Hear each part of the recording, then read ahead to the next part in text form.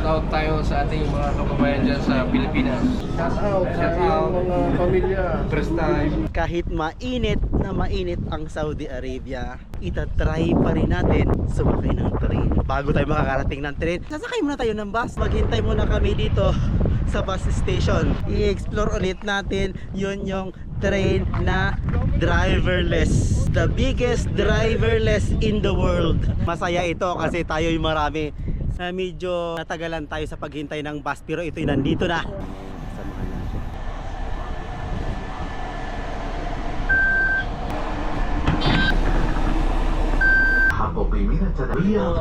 Papunta na nga tayo ng Al-Oud Station para doon tayo lilipat na naman. Nandito na nga tayo sa Al-Oud Station. Sasakay na tayo ng train.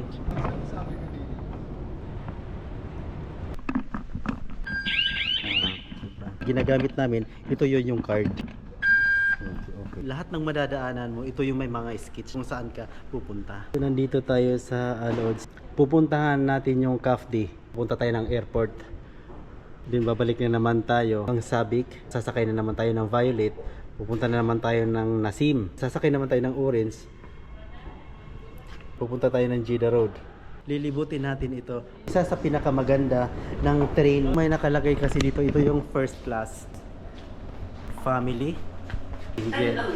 Yung pagdating ng train dyan, pag u-open yung train, tapos mag-u-open din yan. So, hindi talaga siya delikado. Diba? Sa words pangalan na driverless, so parang natatakot ka na. So, pero pag nakasakay ka na, normal lang siya na train. Pero may pagkakaiba talaga yung train sa atin. Kakaiba dito, medyo safe ka dito. Ito yung unahan ng train. Lilipat na tayo ng yellow lane at pupunta tayo ng airport.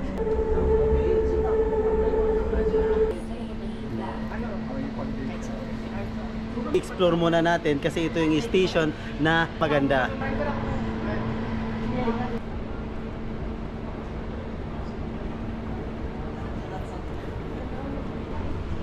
CAFD Station.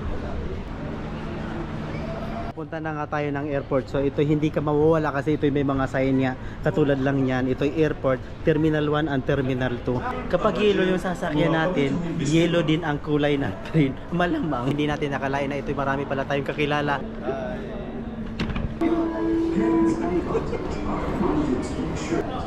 Ito'y nandito na naman tayo sa pinakauli ng train. Marami tayong mga kababayan pala na ito'y sumasakay. Shoutout tayo sa ating mga kababayan dyan sa Pilipinas. Sa pamilya ko, Cavite, Molino, Bacoor. Shoutout sa mga pamilya. First time. Second time.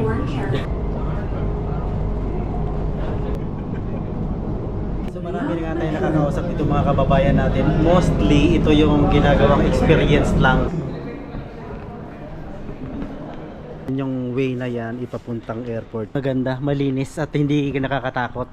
Actually wala kaming pupuntahan dito sa airport pero ito'y gagala lang. At pagpasok mo dito mismo sa airport, ito'y makikita mo dito. Yun yung mga fast food.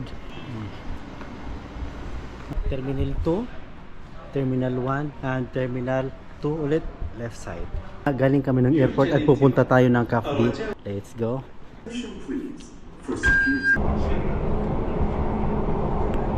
Isa sa pinakamaganda din kasi kahit magkamali ka ng train na sasakyan mo, the next station pwede kang bumaba at tatawid ka lang sa kabila at hindi ka na magbabayad ulit at doon ka sasakay ulit pabalik. Pababa kami ng Sabic station upang pupunta kami ng Granada Mall kasi kami magdadawer-dawer doon. So let's go.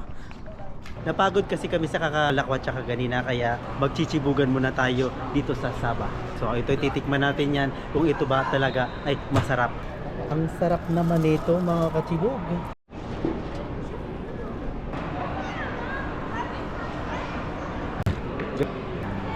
Siyempre may ice cream.